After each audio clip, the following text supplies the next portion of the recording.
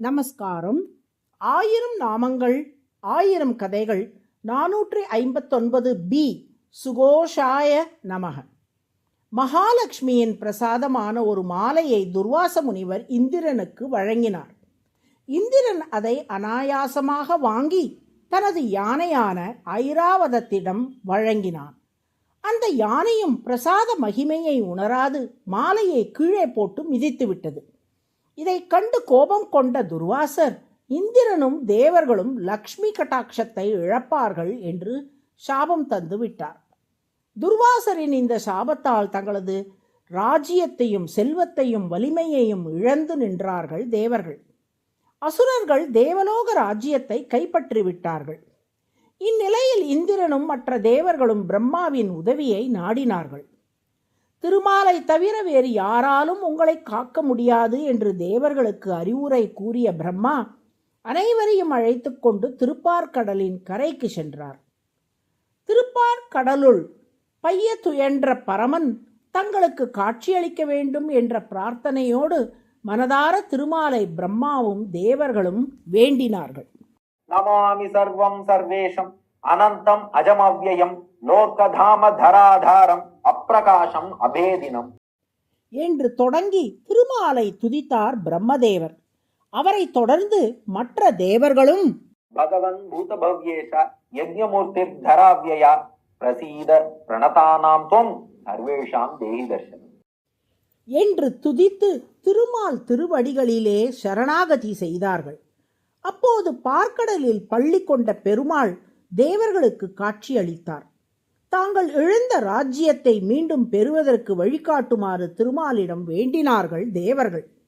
தேவர்களை பார்த்து புன்னகை செய்த திருமால், தேவர்களே, நீங்கள் பார்க்கடலை கடையுங்கள், அதிலிருந்து தேவாமிர்தம் கிடைக்கும். அதை உண்டால் நீங்கள் நல்ல வலிமையும் நீண்ட ஆயுளும் ஆரோக்கியமும் பெற்றுவிடுவீர்கள். அதன் பின் நீங்கள் எளிதில் அசுரர்களை வீழ்த்திவிட முடியும். உங்களால் மட்டும் இப்போது பார்க்கடலை கடைய முடியாது. அதனால் அசுரர்களையும் கூட்டணி சேர்த்து கொண்டு பார்க்கடலை கடைவீர்களாக என்று ஆலோசனை கூறினார். அதன்படி மந்தர மலையை மத்தாக்கி வாசுகி நாகத்தை நாணாக்கி தேவர்களும் அசுரர்களும் திருப்பார்கடலை கடையும் வேளையில் திருமாலே கூர்மாவதாரம் செய்து மந்தர மலையை தன் முதுகில் தாங்கினார்.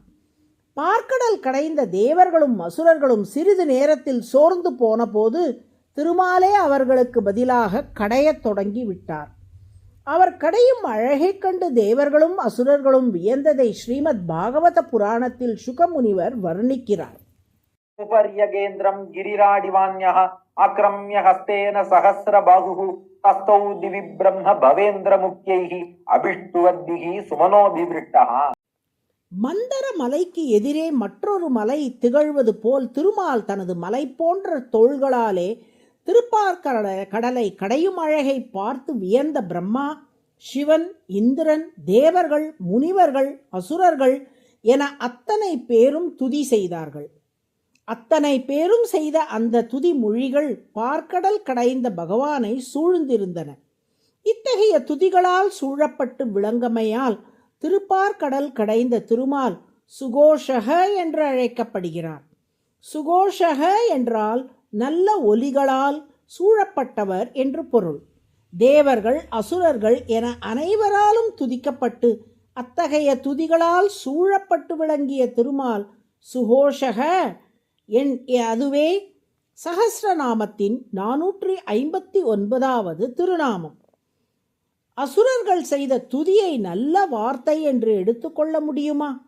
யார் சொன்னார்கள் என்பதை விட யாரை பற்றி சொன்னார்கள் என்பதே முக்கியமல்லவா? திருமாலை குறித்த துதி என்பதால் அசுரர்கள் செய்த துதியும் கூட தாழ்ந்த சொற்களாக நாம் கருத வேண்டியதில்லை.